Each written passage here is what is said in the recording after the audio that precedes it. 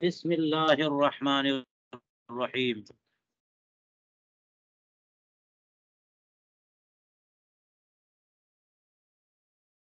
अन-निकाह यक़बुलुल फ़स्ख़ क़ब्ल तमाम ला बअदहु।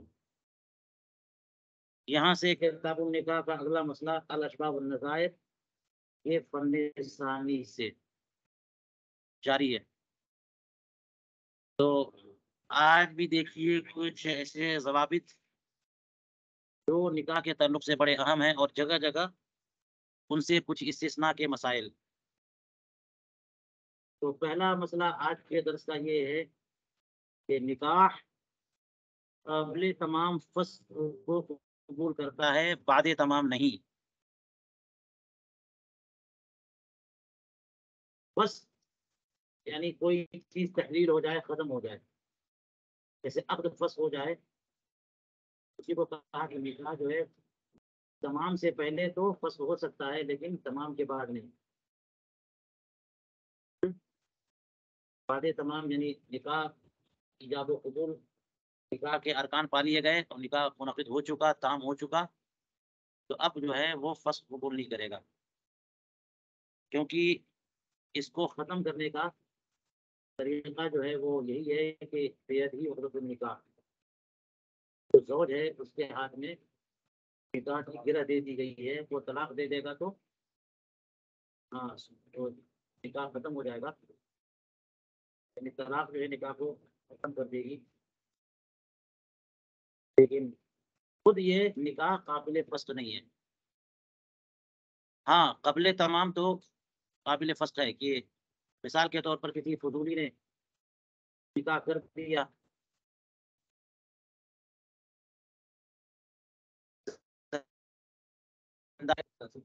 निकाह कर दिया, ये निकाह कैसा है?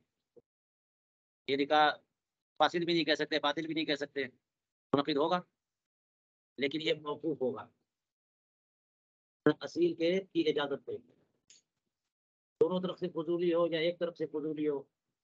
ज़ैद ने कहा मेरा निकाह हिंदा से करा दीजिए, तो इसने जो है हिंदा से निकाह करा दिया, 2 गवाहों की मौजूदगी में। अभी हिंदा से परमिशन भी नहीं मिली। तो ये एक तरफ से वकील है, दूसरी तरफ से फ़ुज़ूली है। जब तक जो हिंदा इजाज़त नहीं देगी, ये निकाह काम नहीं होगा। ईजाब व कबूल के अरकान पाए जा चुके हैं, लेकिन फ़ुज़ूली निकाह जो है ना ये ताम नहीं है। इसको फ़ासिद या बातिल नहीं कह सकते आप। ये अक़्द हो चुका, मगर फिर भी ताम नहीं है कि जब असील इजाज़त दे तब तो ताम हो। या फिर ये कि बाप-दादा के अलावा कोई और वली जो है और औलिया में से कोई एक छोटे बच्चे का निकाह कर दे, तो वो निकाह ताम तब होगा जबकि वो बालिग़ हो जाए, तो उसको ख़ियार बुलूग़ हासिल होता है बच्चों को। क्योंकि बाप-दादा अगर बाप की गैर मौजूदगी में दादा या बाप उनको विलायत इजबार हासिल है, वो अगर निकाह कर देंगे तो बच्चों को बादे बुलूग़ भी इख्तियार नहीं है। लेकिन कोई वली अबाद करे तो इख्तियार। तो ये मिसालें समझ में आ रही हैं या नहीं आ रही हैं? ये निकाह तो हो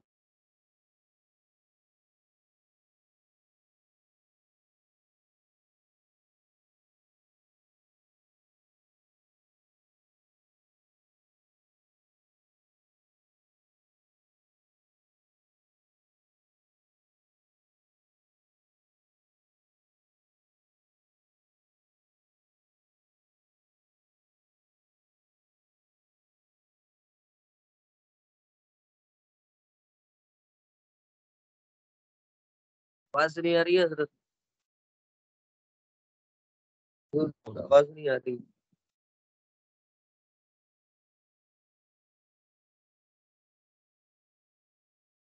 कि आप लोगों को आवाज़ आ रही है? जी आ रही है। चलिए। तो ये पहला मसला मुकम्मल हो गया कि निकाह क़ब्ल तमाम लेकिन बादे तमाम नहीं। आखिर क्या वजह है कि बादे तमाम भी निकाह फ़स्ख़ हो जाए? हैं? औरतों को तो कोई इख्तियार ही नहीं है कि निकाह को कैंसिल करें। जब निकाह हो रहा था तो उनकी इजाज़त पर निकाह मौकूफ़ था कि नहीं था? और अब उनको इख्तियार नहीं है कि वो निकाह को कैंसिल कर सकें या तलाक दे सकें। शौहर को है, लेकिन जब वो तलाक देगा तब तो, ठीक है? लिहाज़ा कहते हैं फ़ला तसिहु इक़ालतुहु, लिहाज़ा निकाह का इक़ाला दुरुस्त नहीं है। निकाह का जैसे बैع का इक़ाला करते हैं, बैع कैंसिल कर दी चलो, उसमें इक़ाला दोनों की इजाज़त मंज़ूरी चाहिए होती है बैع में। यहाँ मियाँ-बीवी दोनों मिल कर के तय करें कि चलो हम निकाह को कैंसिल कर देते हैं, ये इक़ाला। तो ये भी बादे तमाम निकाह का इक़ाला दुरुस्त नहीं है। सूरत मौजूद है ना, तो निकाह का इक़ाला नहीं हो सकता। वला यनफ़सिख़ु बिल-जुहूद, और जुहूद से भी जो है वो निकाह फ़स्ख़ नहीं होगा। जुहूद से भी कोई इनकार कर दे तो उससे भी फ़स्ख़ नहीं होगा। इल्ला फ़ी मसअलतैन, मगर ये कि 2 सूरतें हैं, कि 2 सूरतों में ये निकाह जो है वो काबिल फ़स्ख़, ये इस्तिस्ना जो है, ये आखिरी वाले हिस्से से नहीं है, बल्कि पूरे पहले वाले हिस्से से। अन-निकाहु यक़बलुल फ़स्ख़ क़ब्ल तमाम ला बादहु, यानी निकाह काबिल फ़स्ख़ है बादे तमाम भी। बादे तमाम निकाह काबिल फ़स्ख़ नहीं है ना, लेकिन इससे इस्तिस्ना है 2 मसलों का, कि बादे तमाम भी इन 2 मसलों में निकाह जो है ना फ़स्ख़ हो जाता है। मुस्तस्ना मिनो समझ में आ गया? इल्ला फ़ी मसलतैन, तो अब ये 2 मसले क्या हैं? फरमाते हैं फ़यक़बलुहु बादा रिद्दति अहदिहिमा व मिल्कि अहदिहिमा अल-आख़रा, कि उन दोनों में से ज़ौजैन में से कोई एक मुर्तद हो गया, तब भी निकाह फ़स्ख़ हो गया, या उन दोनों में से कोई एक दूसरे का मालिक हो गया। जी, ज़ौजैन में से कोई एक दूसरे का, कोई एक मुर्तद हो जाए, शौहर मुर्तद हो गया, निकाह बिल्कुल ख़त्म। औरत भी मुर्तद हो गई, निकाह बिल्कुल ख़त्म। फ़र्क ये है कि शौहर के मुर्तद हो जाने के बाद औरत को पूरा इख्तियार मिल जाता है, जहाँ चाहे निकाह करे इद्दत गुज़ारने के बाद। और औरत अगर मुर्तद होगी तो माज़अल्लाह, तो उसको उसका भी निकाह ख़त्म होता है, लेकिन उसको मजबूर किया जाएगा कि उसी से निकाह करे। बात समझ में आ रही है? लेकिन निकाह ख़त्म हुआ ना, तलाक किसी ने दी, तो यही तो फ़स्ख़ है। ये इर्तिदाद वाला मामला हुआ, इसी तरह से उनमें से कोई एक दूसरे का, ये तो इस सूरत में है ना कि शौहर गुलाम हो या बीवी बांदी हो, इसकी कल मिसाल मैं दे चुका हूँ। तो जब जैसे ही कोई एक मिल्क रक़बा पाएगा, मिल्क मुतआ उसके ज़िम्न में खुद ब खुद आ जाए, है ना? और निकाह की वजह से कोई किसी का मालिक नहीं होता है, जिस्म का मालिक नहीं होता, हक़्क़ी इस्तिमताअ ज़रूर मिलता है, लेकिन बुदअ का मालिक नहीं होता है। बात समझ में आ रही है? मिल्क रक़बा के ज़िम्न में मिल्क बुदअ हासिल है। तो इसलिए कहते हैं निकाह और मिल्कियत एक-दूसरे के मुतनाफ़ी हैं। या तो निकाह होगा रहेगा या मिल्कियत रहेगी। जैसे ही मिल्कियत आई, निकाह खुद ब खुद गायब। जैसे सूरज निकला, रात गई, है ना? तो मिल्कियत आई तो निकाह गया। और इसीलिए अपनी बाँदी से निकाह नहीं, क्योंकि मिल्कियत और निकाह दोनों आपस में। तो बात ये हो गई कि इन दोनों बातों से भी एक आप निकाल सकते हैं ज़ाब्ता, कि जहाँ भी निकाह पर मुनाफ़िए निकाह कोई चीज़ आ जाए, वहाँ निकाह फ़स्ख़ हो जाता है। बात समझ में आ रही है? जहाँ पर भी निकाह पर कोई मुनाफ़िए निकाह तारी हो जाए, तो फिर निकाह फ़स्ख़ होगा। अगर ये बात है तो फिर 2 मसले में महदूद करना भी ठीक नहीं है ना? लिहाज़ा क्या कहते हैं कि जो है वो बहुत सारी ऐसी सूरतें हैं कि उसने उसको दूध पिला दिया, तो उस पर हराम हराम हो गई, हैं? या फिर ये कि शौहर ने अपनी बीवी की माँ को शहवत से छू दिया, हैं? हुर्मत मुशायरत वाला मसला, बहुत सारी सूरतें। जब भी कोई निकाह पर मुनाफी तारी होगा तो निकाह फस्ख होगा, और वो तलाक नहीं है। हाँ, ये कहते हैं कि फस्ख जो है वो तलाक कब है, जब शौहर की तरफ से हो, क्योंकि तलाक का अहल कौन है, शौहर है। और अगर बीवी की तरफ से हो तो वो तलाक नहीं है। चलिए, और तफसीलात आप देखिए किताबों में।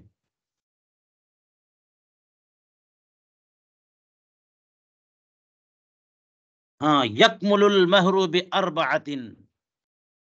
अगला मसला देखिए, महर भरपूर दी जाती है या मुकम्मल हो जाती है 4 वजहों से, यानी पूरी महर देनी होगी। ठीक है, निस्फ नहीं, निस्फ मुसम्मा नहीं या बेमुता नहीं, बल्कि पूरी महर देनी होगी। किस सूरत, किस वजह से?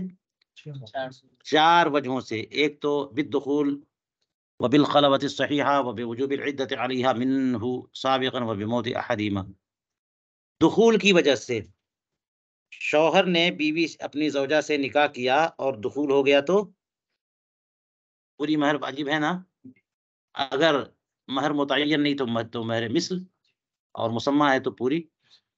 बिल्कुल आसान मसला। खलवत सहीहा से भी, खलवत सहीहा दुखूल के कायम मकाम है वजूब इद्दत के मामले में और इकमाल महर के मामले में, हलाला वगैरह के मामले में नहीं। बाद मामलात में खलवत सहीहा दुखूल के कायम मकाम है और बाद मसाइल में नहीं। तो यहाँ पर खलवत सहीहा से भी महर। वह तीसरी वजह क्या है, वह बिवुजूबिल इद्दति अलैहा, उस पर यानी औरत पर इद्दत वाजिब हो जाए उसी शौहर की तरफ से साबिक़न।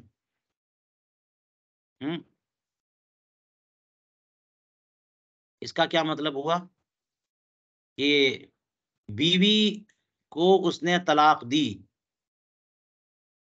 है, तो अब अगर बगैर दुखूल या बगैर खलवत सहीहा के तलाक उसने दी है, तो सिर्फ तलाक से पूरी महर लाजिम नहीं है। बात समझ में आ रही नहीं आ रही? अगर महर मुसम्मा है तो निस्फ़े महर, दुखूल के बाद यानी तलाक बगैर दुखूल के। अगर तलाक दे दे बगैर खलवत सहीहा के और महर मुतय्यन थी तो निस्फ़े महर, और महर कुछ भी नहीं थी तो नहीं, मुता वाजिब है। तो इसका मतलब ये हुआ कि तलाक, महज तलाक से पूरी महर वाजिब नहीं है। तो इसकी क्या सूरत है, जो ये बताया कि उससे पहले इसके ऊपर इद्दत वाजिब हो चुकी उसी से, और अब दोबारा इद्दत वाजिब हो रही है। इसके लिए आप हमवी देखिए, इसकी क्या मिसाल दी इन्होंने।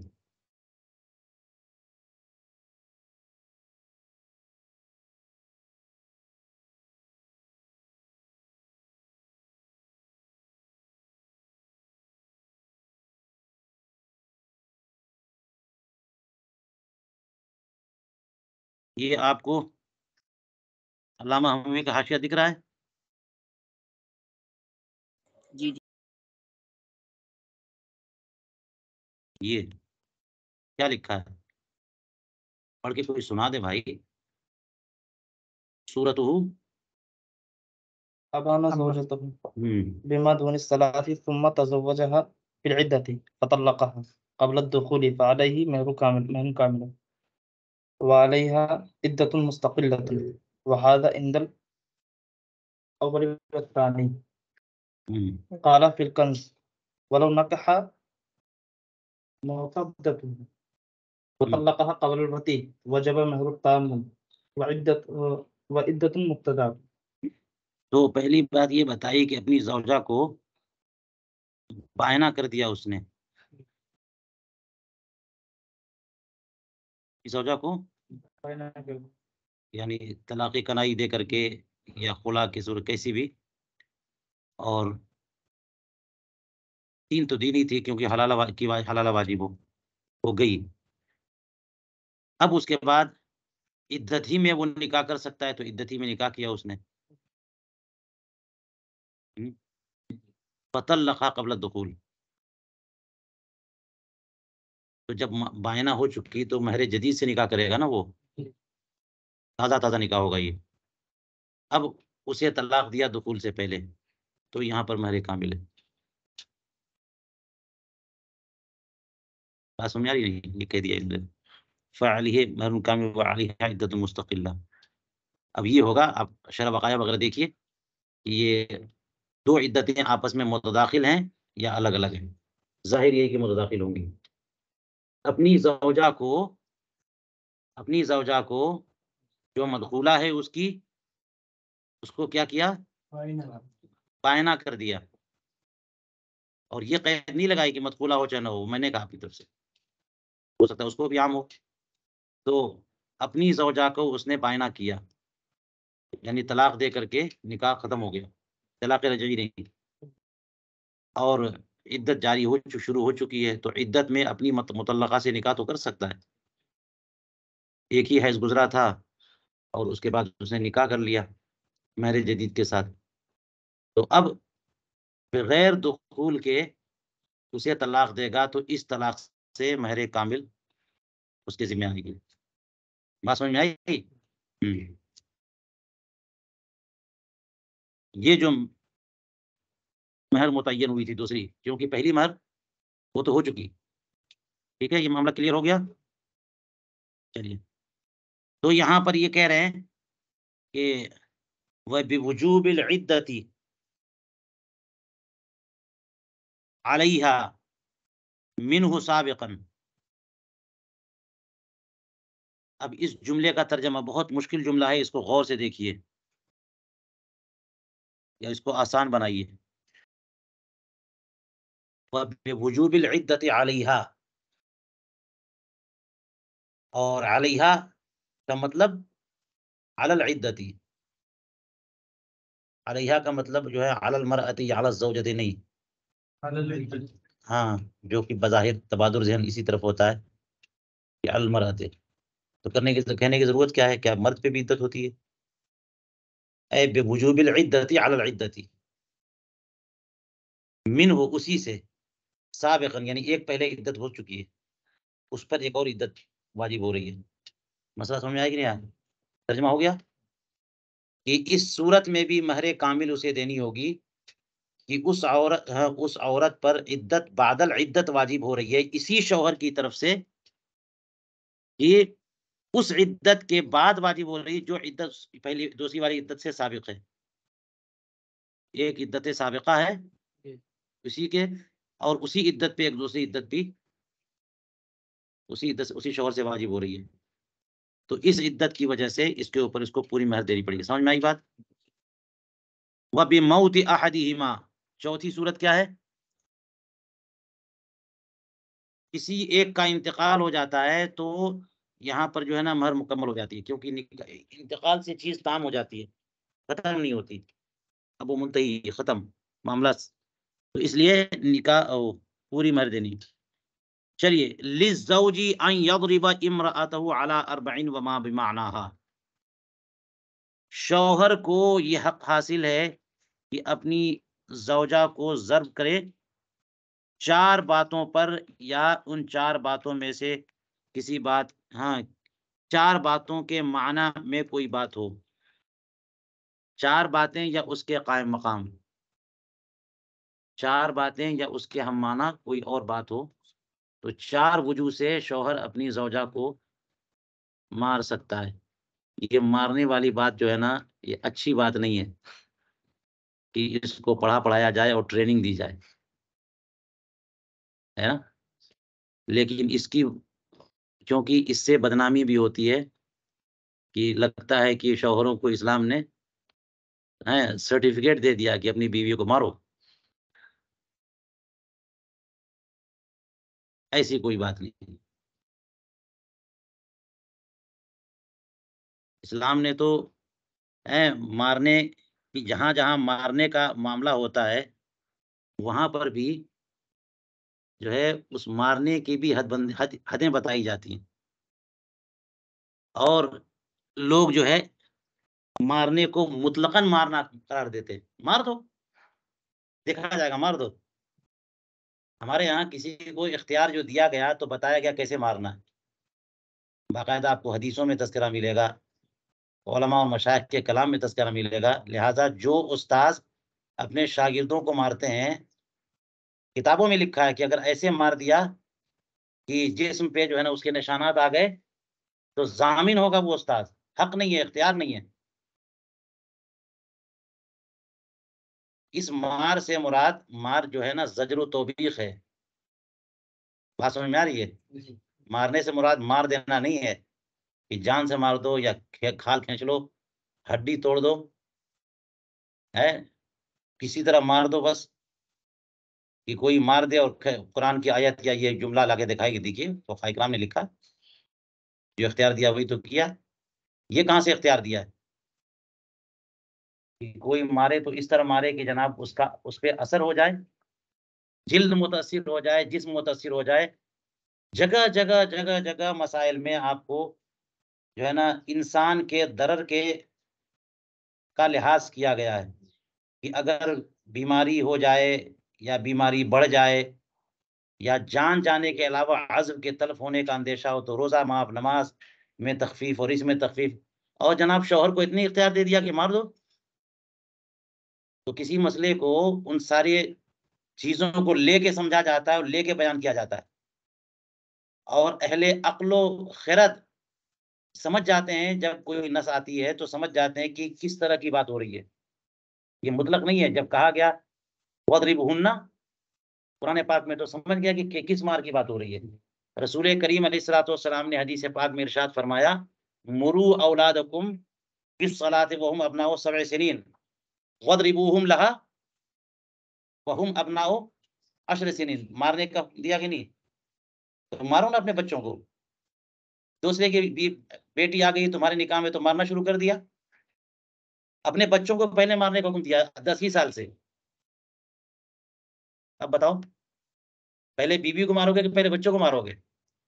अपने बच्चों के बारे में क्या फरमाया कि नमाज के लिए 10 साल के हो गए मारना शुरू करो। तो इस मारने का भी मतलब वही है कि इस तरह से मारना कि बच्चा जो है ना वो नमाज का पाबंद हो जाए। क्योंकि अभी भी नमाज का पाबंद नहीं हुआ तो फिर क्या होगा? क्योंकि नमाज तो अगले सालों में फर्ज होने वाली है उस पे। तो ये बहुत बड़ा मसला हो जाएगा कि नमाज का पाबंद नहीं हुआ। तो इसका मामला ये होता है कि एक हद ऐसी आती है कि मार के बगैर काम नहीं चलता है। जैसे कहते हैं हमारे मुआशरे में कि बात का लात का बंदा बात से, एक ऐसा मरहला आता है कि नहीं आता है, जो बंदा जो है ना बात से नहीं सुनता फिर लात से सुनता है। जहाँ बिगाड़ बहुत ज्यादा हो तो ये सजाओं का सिलसिला शुरू होता है तंबीह से। सजाओं का सिलसिला कहाँ से शुरू होता है? तंबीह से, कि सिर्फ बता दिया जाए कि तुमने ये गलती की, फिर किया तो थोड़ा सा सख्ती से बोला जाए, फिर किया तो और डांटा जाए, फिर किया तो जनाब जिस्मानी सजा दे दो, फिर मार दो, हाथ से मारो, फिर उसके बाद जो है ना सोड़े कोड़े से मारो। और ये सिलसिला आके मुंतही होता है कत्ल पर। कहाँ से शुरू हुआ, कहाँ खत्म हुआ? तंबीह से शुरू होकर के मैं अपने तौर पर पूरी वजाहत कर रहा हूँ। बुराइयों को रोकना ये सबसे अहम चीज है। दरए मफासिद जो है जल्ब मुनाफे से अहम है, और सबसे अहम चीज है कि मुआशरे से, माहौल से, हर जगह से खराबी को दूर करें। खराबी कैसे दूर होगी? कि ज़ज्र तौबीख से, रोकने की कोशिश से। और रोकने की कोशिश शुरू कहाँ से होती है? तंबीह से। मुंतही कहाँ होती है? अब हर एक का महमल कोई होगा ना। कत्ल किसके लिए है? कुत्ताओ तरीक के लिए है। कत्ल किसके लिए है? जो फसाद फिल अर्द करें, जो डकैती करें, जो घर में घुस करके है ना चोरी करें। बात समझ में आ रही है? ऐसे लोगों के लिए क्या है? कत्ल है। तो मुंतही है ना, वो वही सजा ही तो है। और शुरू कहाँ से? इसीलिए फरमाया कि जो लोग जो है अगर थोड़ी सी बहुत हसास तबीयत के लोग होते हैं, उनकी सजा मार नहीं है, डांट भी नहीं है, बस तंबीह है उनकी सजा। ताज़ीर के बयान में आप देखो ताज़ीर कैसी कैसी होती है। ताज़ीर का इख्तियार किसको है? ताज़ीर का इख्तियार उलुल अम्र को है, सुल्तान इस्लाम को है, लेकिन ताज़ीर अलग अलग है। शराबी कबाबी जो बिल्कुल बात नहीं मानने वाला तो कोड़ों से मारा जाएगा। यहाँ तक कि ताज़ीर में एक वक्त वो आता है कि जान से मार दिया जाता है। आवाज नहीं आ रही है मेरे को। बात समझ में आ रही है? तो ये जो है ना ताज़ीर का इख्तियार हालात जी देख हजरत। करके होता है कि बंदा कैसा है। लेकिन उसी मसले में आपको ये बात मिलेगी आपको फिक्र की किताबों में कि कोई उलुल जो है ना आयान यानी बड़े लोग अशराफ हों, आयान हों, उलमा हों, तो उनको भी छड़ी से मारा जाएगा। ताज़ीर उलमा की, अकाबिर की, बड़ों की, यानी वजूह आयान जो होते हैं, अशराफ होते हैं, उनको अगर लोगों के सामने सिर्फ तंबीह कर दी जाए ना, बहुत बेइज्जती हो जाती है। और शराबी को ना कोड़े भी मारोगे ना तो कहेगा ठीक है मार लीजिए, फिर जाके शराब पिएंगे, अरे 2-4 कोड़े ही तो पड़ेंगे, फिर पी लेगा वो। कोड़ों से और गाली वाली से कुछ फर्क नहीं पड़ता है। और उलमा को, अकाबिर को, बड़ों को, है ना, एक जुमला भी बोल दिया जाए ना, उतने ही में जो है उनकी बेइज्जती हो जाती है। तो इस एतबार से भी ताज़ीरात होती हैं। ये सारी बातें समझ करके फिर ये मसला समझें कि बीवियों को मारने की बात हो रही है ना। हुजूर करीम अलैहिस्सलातु वस्सलाम ने फरमाया है, खैरुकुम लिअहलिही व अना खैरुकुम लिअहली। ये नहीं नजर आ रहा है क्या? कोई ऐसी रिवायत मिलेगी कि रसूल करीम अलैहिस्सलाम ने अपनी ज़ौजा को मारा है? कितना प्यार करते थे, कितनी मोहब्बत फरमाते थे। वो असल चीज है इस्लाम। बात समझ में आ रही नहीं आ रही है? पूरे मजमे आम में आपने कह दिया कि मुझे सबसे ज्यादा मोहब्बत आयशा से। बात समझ में आ रही है? सबके सामने कह दिया कि जो जो है ना वो खदीजा मेरी ज़ौजा, अल्लाह ताला ने जो कुछ भी मुझे दिया उन्हीं से दिया। और बहुत सारी बातें तो सबके सामने मकामात का इजहार करते थे, अपनी मोहब्बत का इजहार फरमाते थे और खिदमत भी करते थे। जहां भी किसी ज़ौजा को जरूरत पेश आई, सब किया आपने जो कुछ कर सकते थे। बात समझ में आई? और ये कोई रिवायत नहीं मिलती हमें बुखारी मुस्लिम किसी में कि हुजूर ने कभी जो है ना किसी को थप्पड़ मार दिया हो। तो इस्लाम तो रसूल करीम अलैहिस्सलाम की सीरत है ना, तो इस बात को क्यों नहीं वहां पे अप्लाई किया जाता जहां पर उसके अलावा कोई सूरत नहीं है। और देखिए यहाँ पर बता दिया इन्होंने कि बाज मर्द बुरे होते हैं और बाज औरतें बुरी होती हैं। अब मर्दों को दुरुस्त करने का क्या क्या मसला है, क्या तरीका? ये तो मुश्किल है ना। तो उनको दुरुस्त औरतें नहीं कर पाएंगी, मर्दों को दुरुस्त जो है ना औरतें नहीं कर पाएंगी, क्योंकि वो दुरुस्त करेंगे ना तो फिर मसला ही और खराब हो जाएगा। तो हर एक को दुरुस्त उनसे बड़ा वाला करता है। बात समझ आ रही है? तो इनको दुरुस्त करेंगे पुलिस वाले, या इनका बाप है तो वो दुरुस्त करेगा, है ना, उलुल अम्र दुरुस्त, काजी दुरुस्त करेगा, बाईकाट जब करवाएगा तो। और सुल्तान इस्लाम है क्या है, या उसके नायबीन है, तो इस पे क्या नाम है, उस पे कोड़े भी लगवाए जा सकते हैं, सजा नाफिज हो सकती है। लेकिन मर्द को बीवी तंबीह कर सकती है, सिखा सकती है प्यार मोहब्बत से, लेकिन मार पीट करके नहीं कर सकती। तो लेकिन शौहर को अर्रिजालु कव्वामुना अलन निसा, इस वजह से तंबीह के इख्तियारात दिए गए। उन्हीं तंबीह में से एक वक्त ये है कि जब औरत जो है ना किसी सूरत पे न समझे, तब भी शर को तो खत्म करना है ना कि बाकी रखना है, खत्म करना है वो सूरत। तो जहां पर ये है तफसीर की किताबों में देखिए, वहां पे लिखा हो गया हाँ, ज़र्ब गैर शदीद, वो वाली मार नहीं जिससे खाल उतर जाए। जी चलिए, ये जरूरी तशरीह थी तो मैंने आपको बता दी ताकि कहीं आदमी फंसे तो उसकी तौज़ीह कर सके। तो शौहर अपनी ज़ौजा को ज़र्ब कर सकता है 4 वजह से, या फिर ये कि चारों में से किसी एक का हमाना कोई हो, एक की हमाना कोई वजह हो। आला तरकी ज़ीनती बाद तलबिहा, शौहर ने औरत से, अपनी ज़ौजा से ज़ीनत का मुतालबा किया और फिर भी उसने ज़ीनत नहीं की। एक वजह ये, इससे बहुत मूड खराब होगा। और ये ज़रूरी है क्योंकि इसकी वजह से मर्द बेराहरवी का शिकार हो सकता है। औरतें समझती नहीं हैं। आजकल की औरतों का हाल ये है कि बस शादी हो गई तो मर्द को फँसा लिया। अब सोचती है कि तलाक तो देगा नहीं, तो सारी ज़ेब-ओ-ज़ीनत गैर मर्दों के लिए, कुँवारेपन में, महफ़िलों में, मजलिसों में, और शौहर के लिए कोई ज़ेब-ओ-ज़ीनत नहीं। जब शादी में जाना हुआ, मार्केट करने जाना हुआ, देखो कैसे शुरू हो जाता है इनका। ये नाजायज़ और हराम है। मार्केट में जाने के लिए खुशबू लगाना हराम है। दूसरों के लिए ज़ीनत करना जायज़ नहीं है। मगर सारी ज़ीनतें किसके लिए हैं? शौहर के अलावा के लिए। इन लोगों ने ज़ीनत किसके लिए रखी हुई है? शौहर के अलावा के लिए। और शौहर के लिए कोई जीनत का एहतमाम ही नहीं। हुक्म है शौहर के लिए जीनत करने का। अगर उसके पास जो ख्वाहिशात हैं, वो ख्वाहिशात और पूरी तवज्जो एक जगह पे पूरी नहीं हो सकी, तो शौहर क्या करेगा फिर? बेरहरवी का शिकार होगा, फिर मसाइल पैदा होंगे। बात समझ में आई? तो जो औरतें चालाक होती हैं, वो इस मामले को हैंडल कर लेती हैं और फिर जो है पूरी तौर पे मुतवज्जह कर लिया उन्होंने। लेकिन सिर्फ़ समाजी मसला नहीं है, शरई मसला भी है। सिर्फ़ समाजी मसला नहीं कि किसी औरत को चलो ज़ेबो-ज़ीनत नहीं करेगी, मर्द जाके उल्टा-सीधा करे कहीं पर, क्या फ़र्क पड़ता है? घर में खर्चा तो मिल रहा है मुझे। मेरे घर में कोई ना आए, काम चल जाएगा, ठीक है। अरे शौहर कितना गुनहगार होगा, माशरा कितना खराब होगा, जहन्नम में जाएगा शौहर। तो बचने की वही सूरत है कि हर हाल में औरत को ज़ीनत करना है। अल्लाह ताला ने शौहर को पूरा इख्तियार दिया अपनी बीवी के जिस्म पर, ताकि वो सारी ख्वाहिशात एक जगह पूरी करे और जिस तरह चाहे पूरी करे। तो इसलिए लाज़िम है औरत पर कि शौहर के लिए ज़ीनत करे, और ज़ीनत ना करना ये छोटी बात नहीं है, और ख़ास तौर से जो है ना शौहर जब मुतालबा कर रहा है तब।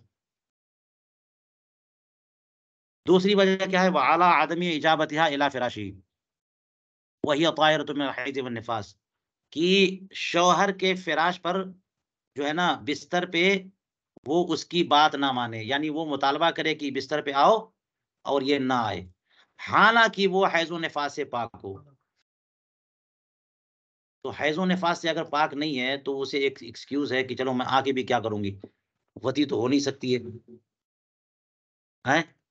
इसलिए एक वजह है शरई, एक तबई वजह भी है, मना कर दे। हालाँकि तब भी मना नहीं करना चाहिए आने से, लेकिन वजह मना करे तो फिर उसके पास भी एक उज़्र है। लेकिन ये भी मसला नहीं है और फिर शौहर अपने फ़िराश पे बुलाए और वो ना आए, अब कितना बिगाड़ होगा इससे? हैं? तीसरी वजह वअला खुरूजिहा मिन मंज़िलिही बिगैर इज़्निही बिगैर हक़, कि औरत शौहर की इजाज़त के बगैर शौहर के घर से निकल जाए नाहक। जितनी क़ैद है ना वो सब वजूद एतराज़िया है।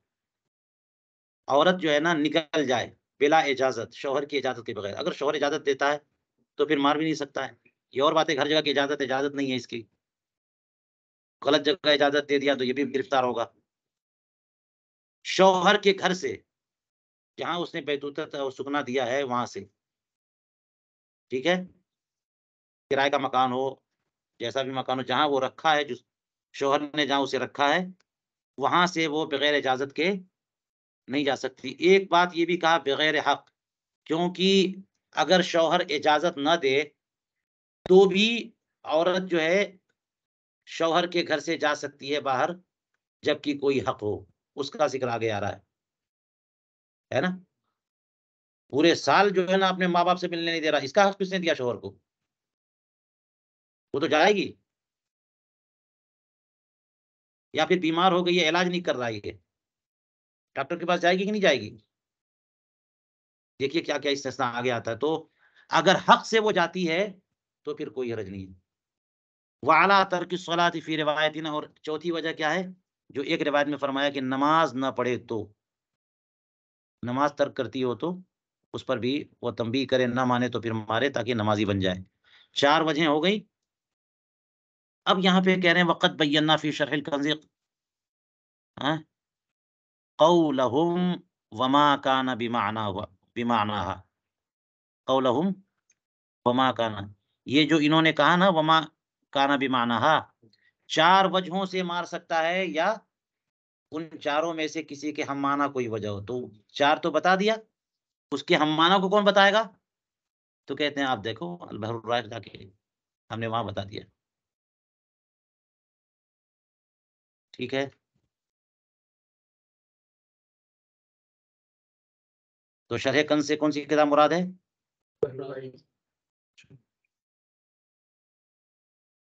चलिए, आगे का ज़ाब्ता देखिए, लहा अन तख़रुज बिग़ैरि इज़्निही क़ब्ल ईफ़ाइल मुअज्जल मुतलक़न व बअदहु इज़ा कान लहा हक़्क़ुन औ अलैहा औ कानत क़ाबिलतन औ ग़स्सालतन लिज़ियारति अबवैहा कुल्ल जुमुअतिन मर्रतन औ लिज़ियारतिल महारिम कुल्ल सनतिन।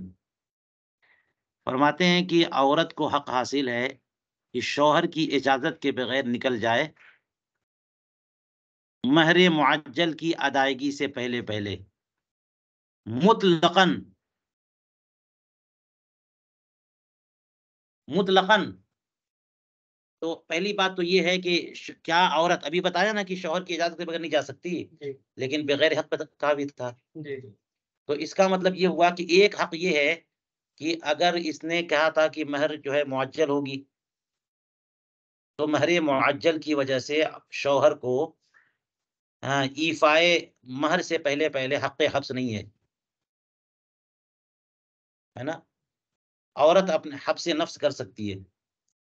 औरत जो है ना शौहर को अपने ऊपर कंट्रोल देने से मना कर सकती है महर मुअज्जल पर कब्जा से पहले, अगर उसने खुद मुअज्जल के बजाय मुअज्जल बिल हमजा कर दिया था, तो उसने तो खुद इख्तियार दे दिया, अब वो रोक नहीं सकती महर की खातिर।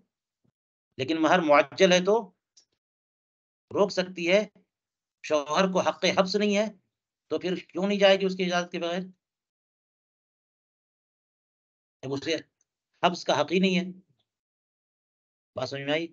यहाँ पे लफ्ज मुतलकन कहा इन्होंने, ये असल में इख्तिलाफ है अइम्मा हनफिया का, कि अगर उसने एक बार कंट्रोल दे दिया तो अब उसका हक हब्स नफ्स खत्म हो गया। महर मुअज्जल है और शबे ज़ुफ़ाफ में औरत ने शौहर को अपने ऊपर काबू दे दिया, तो उससे हक हब्स नफ्स था, हब्स नफ्स का हक हासिल था, लेकिन जब काबू दे दिया तो अब खत्म। और सही ये है कि अब भी खत्म नहीं, इसलिए मुतलकन कहा। चाहे उसने कंट्रोल बिल्कुल नहीं दिया, या एक बार दिया, या साल भर दिया, या 10 साल दिया। और उसकी वजह यह है कि महर मुअज्जल जो होती है वो एक बार वती का मुकाबिल नहीं है, पूरी जिंदगी की वती के मुकाबिल है। तो बाज माकूद अलैह को दे देना कुल्ले माकूद को सुपुर्द करने के बराबर नहीं है। हमने दे दिया बाज तो फिर सबका सब आपको मिल गया। तो एक बार उसने कंट्रोल दे दिया तो आइंदा भी वो अपने आप को जी रोक सकती है। इसी को कहा इन्होंने कि वो शौहर की इजाजत के बगैर ईफाए मुअज्जल से पहले पहले जा सक वबादहू, और ईफाए मुअज्जल के बाद भी जा सकती है वो, इदा कान लहा हक़ुन, जबकि उसका हक हो या उस पर हक हो। उसका हक का मतलब ये हुआ कि मिसाल के तौर पर वो बड़ी बीमार है, उसे डॉक्टर को दिखाने जाना, और डॉक्टर मर्ज की जिम्मेदारी शौहर की नहीं है मिसाल के तौर पे, तो खुद जाएगी ना। और ऐसी कोई बात, या अलैहा, उस पर किसी का हक आ गया, जैसे मिसाल के तौर पर जो है ना उसके शौहर का हक, उसके वालिद का हक आ गया, उसकी वालिदा का हक आ गया, उनको खिदमत की जरूरत है, या और कोई। हाँ, इस तरह से, क्योंकि शौहर की इजाजत की जरूरत है ही नहीं हज फर्ज में, हज फर्ज का मसला आ गया, तो उसके लिए बगैर इजाजत के और भी बहुत मिसाल है। या फिर ये कि काबिला या गस्साला है वो, काबिला का मतलब जनाने वाली, दाई है वो, बच्चा जनाने वाली है। तो बच्चा जनाने वालियां जो है ना मुआशरे में एक दो होती हैं, वो अगर पर वक्त ना जाए कहीं पे तो बच्चा मर सकता है, और जच्चे पर भी तूफान आ सकता है, मुसीबत आ सकती है। तो इसलिए अगर वो जनाने वाली है तो बगैर इजाजत के भी वक्त आ गया तो जा सकती है। गस्साला, मौत, मरने वाले को गुस्ल देने वाली, गुस्ल देने वाली जो है ना, वो भी किसी का इंतकाल हो गया है तो वो जा सकती है। औ लिज़ियारत अबवैया, या वालिदैन की मिलने के लिए, ज़ियारत के लिए जा सकती है, अगरचे शौहर कुल्ला जुमुअतिन मर्रतन, हर हफ्ते में एक दिन। कुल्ला जुमुअतिन मर्रतन का मतलब हफ्ते में एक दिन, जुमा फिक्स नहीं है। जुमा हाँ, ये मुतय्यन नहीं है कि शनिचर को नहीं जा सकती, हर जुमे को एक बार, यानी हर हफ्ते में एक बार जाने का हक है। लिहाजा रोज रोज कोई जा रही हो तो वो हक नहीं है, शौहर मना कर सकता है, लेकिन हफ्ते में मना नहीं कर सकता। औ लिज़ियारतिल महारिम कुल्ला सना, या फिर ये कि बाकी जो अकारिब और महारिम है उनसे मिलने के लिए, और महारिम का लफ्ज है, गैर महारिम के लिए नहीं, है ना। तो बाकी महारिम से मिलने के लिए जा सकती है साल में एक बार, शौहर रोक नहीं सकता है। वफीमा आदा ज़ालिका, और इसके अलावा मिन ज़ियारतिल अजानिबी व इयादतिहिम वल वलीमा ला तखरुजू, बाकी चीज़ों के लिए नहीं जा सकती वो हक नहीं है कि जनाब शॉपिंग करना भी हक है और मॉल में घूमना भी हक है ना, और टहलना भी हक है और सहेलियों के साथ जाना भी हक है, ये सब नहीं है। तो फरमाते हैं कि इसके अलावा अजानिब अजनबी लोगों की से मिलने के लिए और उनकी इयादत के लिए और वलीमे के लिए वो नहीं जा सकती, वला बिइज़्निही, न इजाज़त से न बगैर इजाज़त, वला खरजत बिइज़्निही काना आसियैन, अगर वो शौहर की इजाज़त से जाती है तब भी दोनों के दोनों गुनहगार होंगे, क्योंकि उसके ज़िम्मे था कि वो इजाज़त न देता। औरतों का काम है कि घर में रहें, ठीक है? अब ये भी एक मसला हो जाता है, घर में इस्लाम ने बिल्कुल बाँध दिया है। तो यहाँ पे कितना जो है ना वो इजाज़त दी है वो नहीं नज़र आ रहा है। जब-जब ज़रूरत होगी वो निकलेगी। ज़रूरत के लिए निकलेगी और हाजत के लिए निकलेगी, ठीक है? लेकिन मटर गश्ती के लिए नहीं निकलेगी, क्योंकि औरतों के निकलने से जो है ना बाहर का माहौल सब खराब होता है। कितना अच्छा मुआशरा होता कि मार्केट में सिर्फ़ मर्द होते, हैं? फ़साद नहीं होता, फितना नहीं होता। जैसे मस्जिद में जाने के बाद बंदा हेरा-फेरी नहीं करता क्योंकि सिर्फ़ मर्द हैं। तो मार्केट में भी सिर्फ़ मर्द होते और इसी तरह से रोड पर भी सिर्फ़ मर्द होते, प्लेटफ़ॉर्म पे मर्द होते, एयरपोर्ट पे सिर्फ़ मर्द होते, दुकानों में सिर्फ़ मर्द होते। तो 80% मसाइल जो है ना, वो सब के सब खत्म हो जाते, होते ही नहीं। और ये खल्त-मल्त वाले ने सारा माहौल बिगाड़ दिया और लोग दलील देते हैं कि औरत को क्यों हक नहीं है, हैं? ये वजह है। ये वजह है कि लोगों की नस्लें सलामत नहीं है, नसब सलामत नहीं है, लोगों का जो है ना आँखें सलामत नहीं है, दिल सलामत नहीं है और हर शौहर जो है अपनी बीवी से ख़यानत कर रहा है, बल्कि हर बीवी अपने शौहर से ख़यानत करने के लिए तैयार है। कौन किस पर एतमाद करे? किसके घर में क्या फ़साद हो रहा है, क्या नहीं हो रहा है? हुँ? अपनी बेटियाँ, बहनें सब के सब जो है ना फ़ितने में मुब्तला हैं। भाई फ़ितने में मुब्तला है, बाप फ़ितने में मुब्तला है। ये सब क्या है? तो ये बात आप जो कह रहे हैं ना, ये बात जो है, ये असल में इस्लाह मुआशरा, मुआशरे की सफाई का मामला है। इसको बस यूँ देखना कि जो है ना औरतों को घर में बंद कर दिया है? तो उसकी वजह से फ़र्क क्या पड़ रहा है, ये भी तो देखें। क्योंकि शौहर को तो इजाज़त दी गई है ना, ये मसला भी है कि शौहर अगर सफ़र पे जा रहा है, तो बीवी को लेके जा सकता है। हैं? शौहर सफ़र पे जा रहा है तो मिसाल के तौर पे शौहर घूमने जा रहा है, तो इजाज़त है कि नहीं है? तो बीवी को भी लेके जाए। तो बीवी अब घूमेगी शौहर से के साथ तो कितना मज़ा आएगा उसको।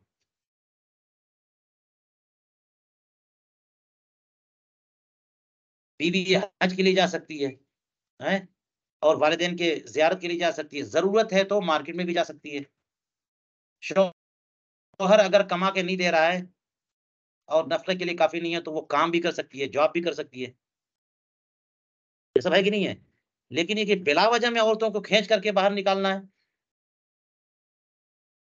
तो इस असल ये है कि मर्दों को बाहर रहना है और औरतों को घर के अंदर रहना है ना? ये बात असल है, ये ज़हन में रखना चाहिए। और ज़रूरत पड़ी तो मर्द भी घर के अंदर रहेंगे और बर्तन माँजेंगे और खाना बनाएँगे और ज़रूरत पड़ी तो औरतें भी मार्केट में जाएँगी, हैं? ज़रूरत पड़ी तो जो है ना वो मैदान अराफ़ात में जाएँगी, हॉस्पिटल में जाएँगी, मार्केट में जाएँगी, रोड पे जाएँगी, सब तो बता दिया वजह। लेकिन बिला वजह में कोई जो है ना मर्द को घर के अंदर बंद कर दे और औरतों को मार्केट में भेज दे, तो ये मुआशरे के बिगाड़ने का तरीका है। चलिए, वख्तलफ़ू फ़ी ख़ुरूजिहा लिल हम्माम, और फुक़हा ने इख्तिलाफ़ किया है औरत के हम्माम के लिए निकलने के मामले में कि क्या हम्माम जा सकती है? वल मुअतमद अल जवाज़, और मुअतमद ये है कि जायज़ है, जा सकती है। बेशर्त आदमी तज़य्युन व ततय्युब, बशर्ते कि वो ज़ीनत करके ना जाए और खुशबू लगा के ना जाए। तो हम्माम, पहले हम्माम का मामला था कि लोग नहाने के लिए, है ना, ऐसी जगह घर में हर जगह नहीं होते थे पानी का इंतजाम, तो एक पब्लिक हम्माम बनता था कि लोग जा करके वहाँ कायदे से नहा सकें। तो इसलिए औरतों को जाने से मना किया बाज़ लोगों ने कि वहाँ पे मर्द भी आ सकते हैं नहाने के लिए, तो बेपर्दगी होगी, खल्त-मल्त की सूरत हो सकती है। और जिन्होंने इजाज़त दी वो इस वजह से इजाज़त दी कि अगर पाबंदी लगा दे तो औरतें नज़ाफ़त और तहारत कैसे हासिल करेंगी? उनको भी नहाने का हक़ है और गर्म पानी से नहाने का हक़ है। मगर ये कि ज़ेब-ओ-ज़ीनत ना करें और खुशबू ना लगाएँ। चलिए, यहीं पर आज का दर्स रोकते हैं।